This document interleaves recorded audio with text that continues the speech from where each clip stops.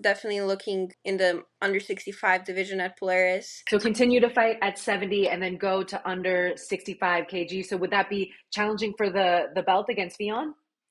Uh, Hello, jiu-jitsu nerds. We have the star known as Helena Crevar, and she's going to be competing for Polaris November 2nd, defending her belt. And so many things have been going on for you. You just keep things going up. And one of the biggest is ADCC Silver medal.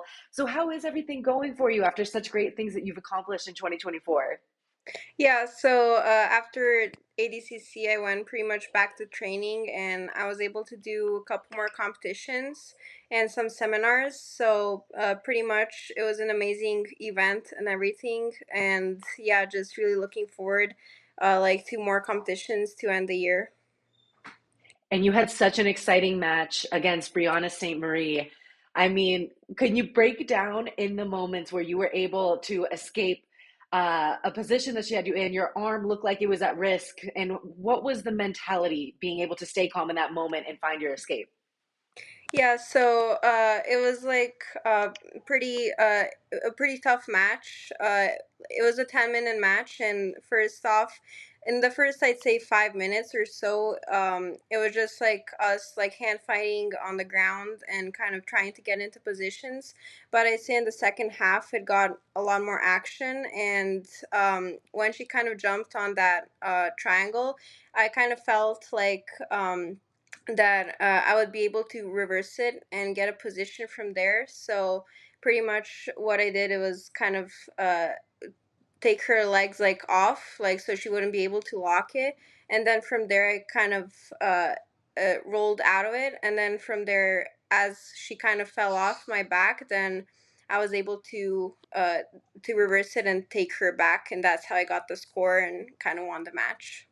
Yes, with less than a minute to go. So exciting. It's amazing to see the woman bring the action on some of the biggest platforms ever. And the outfits you had, I loved. I actually, that's why Kate walked in just a little late. And now I'm like, oh, wait, I got to wear my cheetah shirt because your day one outfit was so cute. Is it you and your mom that kind of brainstorm these type of outfits, or was the cheetah just something you knew you wanted to wear? Yeah, so I started like when started competing in no gi. It was like I was I think 12, and we just liked the idea, me and my mom, of kind of matching spats and rash guard. So we just kind of started making like outfits, and then I'd say in 2020 was the first time I wore like a leopard outfit, and everyone really liked it. So and it's one of me and my mom's favorite too. So I just decided like to wear that one on day one, and uh, that design is like by me and my parents. And where can you find those rash guards? Because you sell them too, right?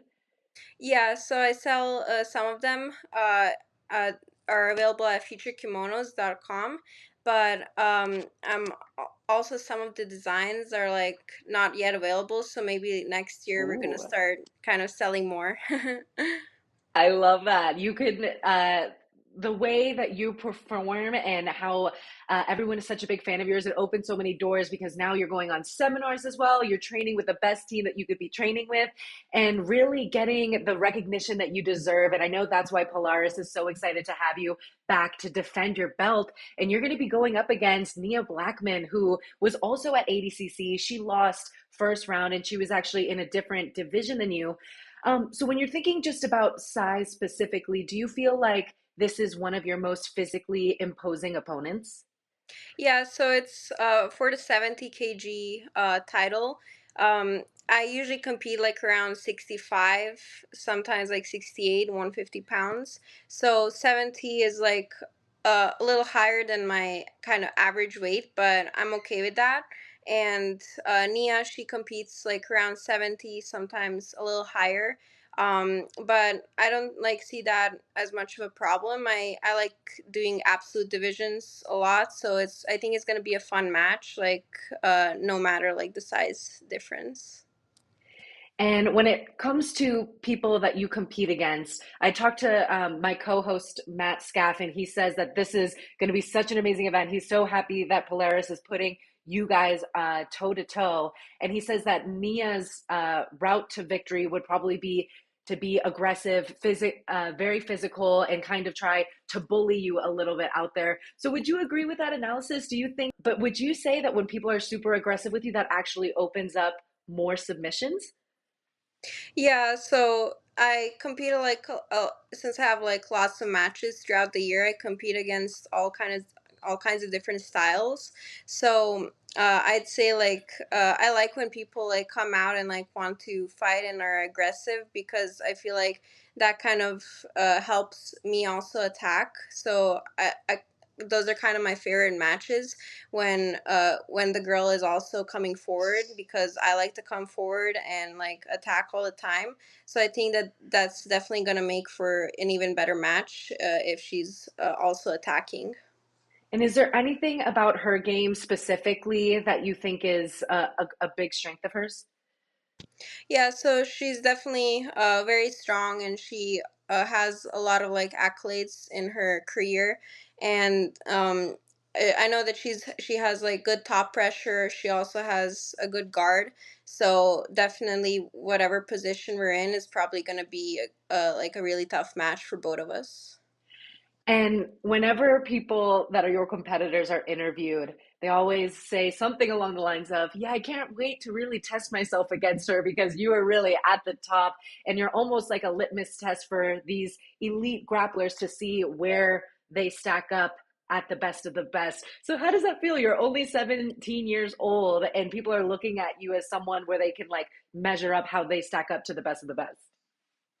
Yeah, it feels like amazing, like at such a young age to be able to be at the top, number two ranked at like 145 pounds and top 10 at pound for pound. So at such a young age, such a great thing. But I also think of it as like testing myself against all my opponents because they're like all very tough. So definitely, as much of like a test for them it is, it's also like a test for me. I think of it.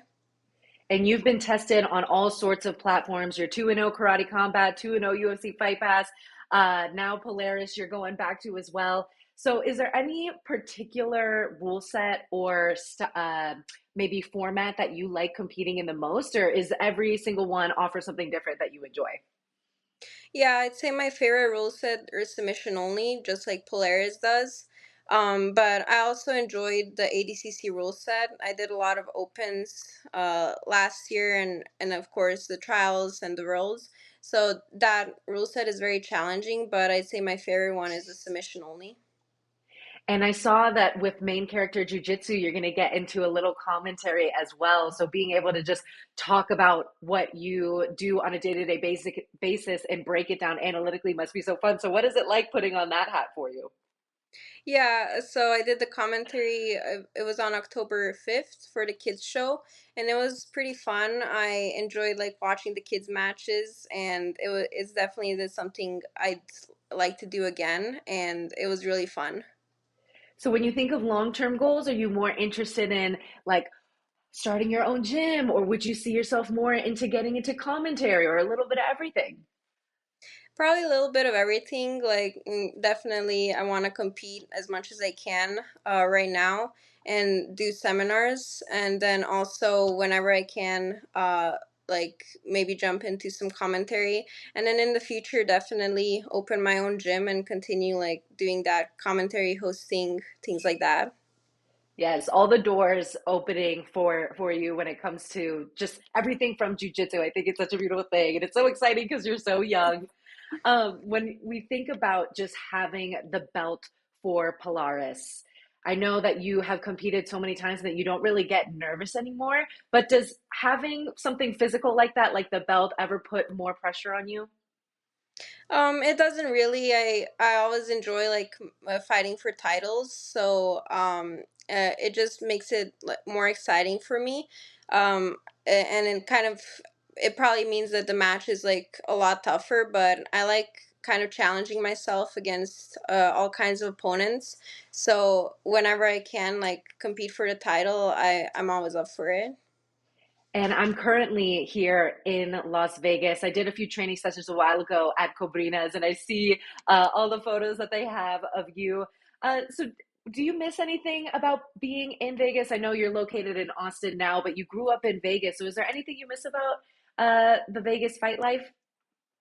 Yeah, so I was born and raised in Vegas. I lived there until I was 15.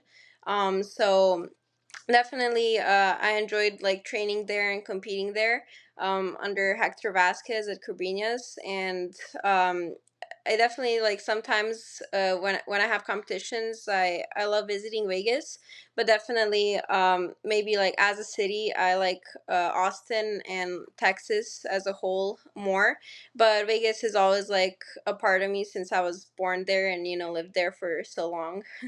Which summer is more bearable, Austin summer or Vegas summer? Both are very hot. I'd say Austin has a little more mild temperatures, but it's super humid, so it kind of evens out. But I don't know, both are like very tough to handle.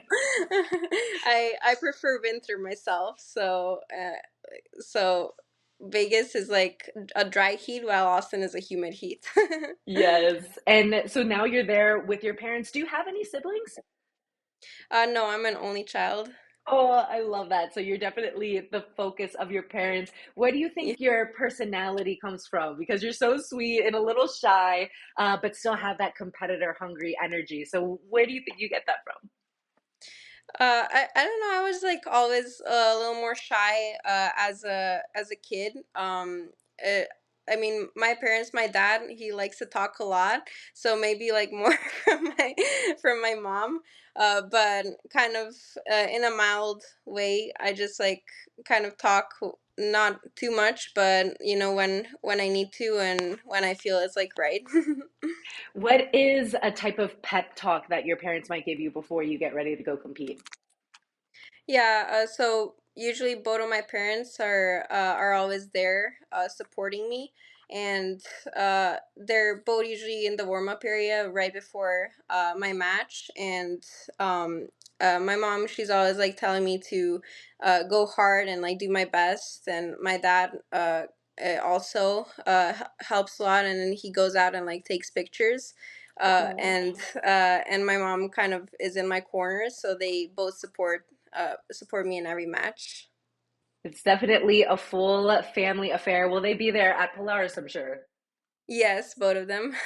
I love that. I love that you guys get to travel the world and just really make a career out of jujitsu. Now you're currently in Austin, Texas, I think on a break between training over there with the New Wave team. So, are there any particular teammates that have helped you specifically for this Polaris match coming up? Yeah, so all my teammates like help all the time. I don't really do specific camps, since I train almost all the time, like twice a day, 5 days a week. But all my teammates, like Professor John and Gordon, I train with Gary a lot, and Giancarlo. All of them like help a lot, and these other guys too are also very helpful. So like all of them combined just help me with every competition I do. And right now, everything is all jujitsu for you. Do you ever put on, boxing gloves or striking or to mix things up? Or, is your only extracurricular activity baking and graphic design? I tried like a couple Muay Thai classes in the past, when I was maybe 9 or 10 years old, but I didn't really enjoy it. So uh, these past like few years, it's been just jujitsu, and sometimes I do like a little bit of strength conditioning. Yes, I've seen some of I think they're like, I forget what they're called, the bands that you do. It's something Yeah. like, it's almost like judo movements that you're doing with those. Yeah, like dopamino bands, they're like great for either like warming up or just a little bit of strength conditioning to like make your cardio exercise a little different. So they're definitely great for warming up or like just doing some strength conditioning like 15-20 minutes. Yeah. And because you've always been an athlete, I know you participated in different sports when you were younger, but when you were 8 and found jujitsu, it really stuck with you at what you want to commit to. But at what point did it really hit you that you wanted to do it as a full-time career and focus on this? Yeah, so I started competing when I was 9, so pretty quick into my into when I started. But it just came naturally. Like I started competing more and more often. To the point like I think I was around 12 when I started competing every month, and then at 13 I started doing super fights. My first super fight was Fight to Win, and since then I just found that I really enjoy like competing more and started traveling to compete. So it just all came naturally, and then I figured that I really enjoy it and that I kind of want to compete as much as I can. I love that. And you're up for any challenge. I was curious. So you had such success in the minus 65 kg division. Was there any interest in doing the absolute division? Yeah, so I wanted to focus on my division even like before the event. I was like, maybe I do it, but kind of like the day before, I was like, I wanted to put my all on my division, and then maybe in the future when I have like more experience, do an absolute division at the Worlds for fun as well. Yes, the absolute division is definitely very, very crazy, but I can totally understand why focusing on your division because that was a stacked minus 65 kg division. When it comes to the future, 2025 isn't going to have ADCC, so 2026 will be a big focus. But in the meantime, we had the biggest weekend in submission grappling, CJI versus ADCC. Ffion Davies, the bantamweight and flyweight champion of Polaris, went over to CJI for a super fight against Mackenzie Dern. So, what was your perception of everything going on that weekend in the biggest weekend of submission grappling? Yeah, it was definitely great. Both events were amazing, and both of them like did such a great job for the athletes. So I really liked seeing both in there, and I believe they were both great for both the fans and the athletes. Yes, and you've experienced the pit before because you've competed with karate combat. So, what do you think about that environment to compete in? Yeah, I love competing in the pit. I competed 3 times, so it was twice karate combat, and once it was a month ago at Spokane Submission Series. So definitely, I love the pit. It's probably my favorite way, like how to compete in jiu-jitsu. And I definitely enjoy it and like want to compete in those kinds of events as much as possible. Yes, it definitely keeps all the action where it needs to be. But I think it's sometimes kind of fun when things can go out of bounds. And, I think it makes it so there can be a little bit more of a debate. Like if there was like a submission sunken in or a reset that didn't go properly, I think those are like fun topics to talk about when things go off the mat. So Polaris, there's potential for things to kind of go closer to the out of bounds line. And Nia is super super physical. Her matchup against Rafaela Guedes in the first round. Did you go back in and watch that and kind of see some of the things that she does? Yeah, so at the event, I saw a little bit, but I did see like the video after, and they like both did a great job in the standing position, like hand fighting. So she's also definitely very tough in that position as well. Yeah, she's definitely a very, very tough opponent. Two-time IBJJF Worlds, four-time IBJJF Euros, gi and no gi, and then ADCC Euro Trials. So definitely a star on the rise and looking to really put on a show for Polaris. When we see you in London, what will be your energy coming into this competition?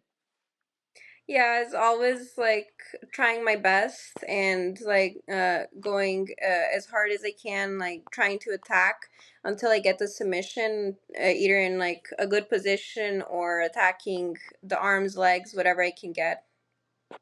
And I know you've had over 300 fights and, 296 of them are wins, 275 of them are submissions. So your submission rate is so, so crazy.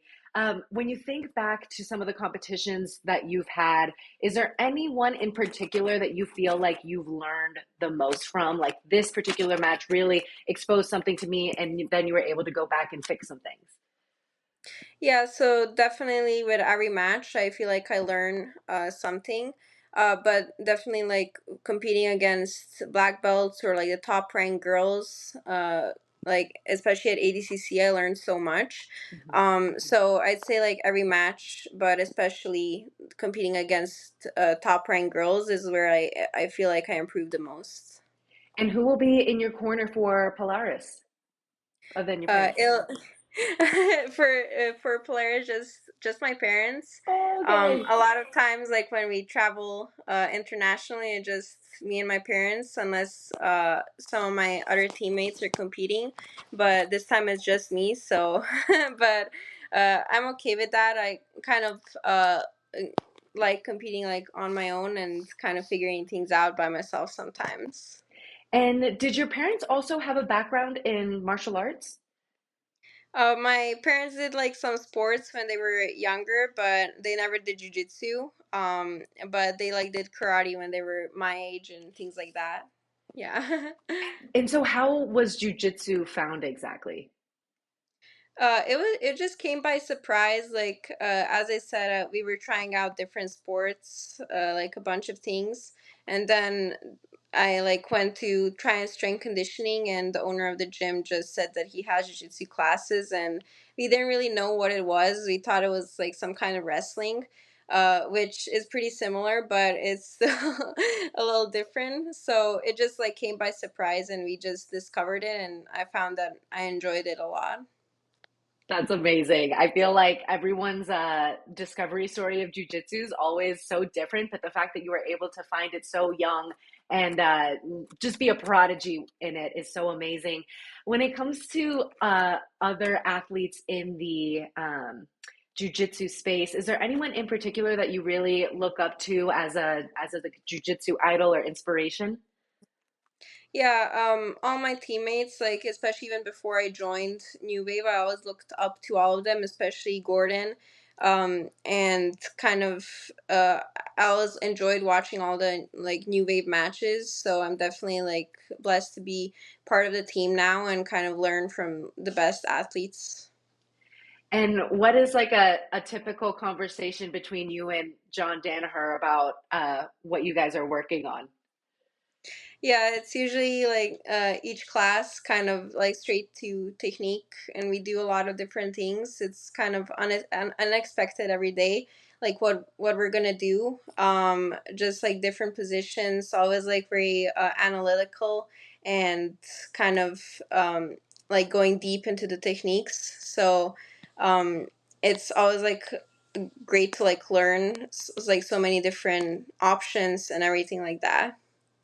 Yeah, I spoke with teammate Davis Asari, and he was just always so mind blown about how he always feels like New Wave is 6 months ahead of whatever everyone is currently learning. So you guys definitely have such a great team and great minds at New Wave. Is there any sponsors or projects that you're working on coming up in the future that you want to share? The floor is yours. Yeah, just like have of course Polaris this weekend, and then I have another super fights coming up in November and December. I'm going to Brazil in November, mid November, and then I have like a Who's Number One super fight in December. So definitely next year I'd love to do like more Polaris super fights, especially like that I signed the UK contract with them. So definitely looking maybe to go like in the under 65 division at Polaris, and also continue like to fight at 70 also. So continue to fight at 70 and then go to under 65 kg. So would that be challenging for the belt against Ffion? Yeah, possibly competing against her or pretty much anyone like in that division. I'd love to do it. Yeah, it would be crazy to be a double champ for Polaris. I did hear you mention that you're going to be going to Brazil for a super fight. That's going to be your first time in Brazil competing, right? Yes, it's gonna be in Rio, the ADXC. So definitely excited Nice. to compete in Brazil as well. And that'll be in a cage, right? Yes. Oh my gosh, I'm so excited for you. It'll be very interesting to see if you guys start working on the wall work cage stuff. But Helena, thank you so much for the time. I'm so excited to meet you. I think we'll get a lot of like fun social content. And again, you are such an inspiration for all the women and I'm sure many men as well in jiu-jitsu. So we cannot wait to see the future for you. If you enjoyed that interview, be sure to check out this one.